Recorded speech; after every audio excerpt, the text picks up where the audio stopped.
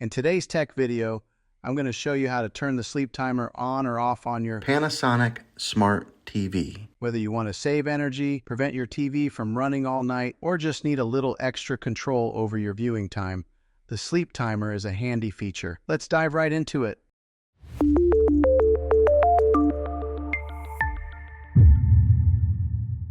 Step 1.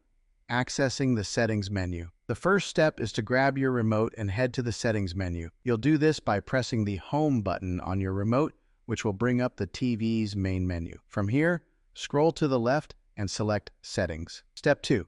Navigate to General Settings. Once you're in the settings menu, scroll down to find General. This is where we'll find the sleep timer settings. Select General by pressing the OK or Enter button on your remote. Step 3. Select System Manager. Next, under the General Settings, scroll down to find System Manager. This is where you'll find options for system controls, including the sleep timer. Step 4. Access time settings. Now, in the System Manager menu, look for Time and select it. This will take you to the time settings for your TV. Step 5. Turn sleep timer on or off. Once you're in the time settings, you'll see the option for sleep timer. This is where you can either turn it on or off. If you want to enable the sleep timer, simply choose a time interval. 10, 20, 30, 60 minutes, and so on.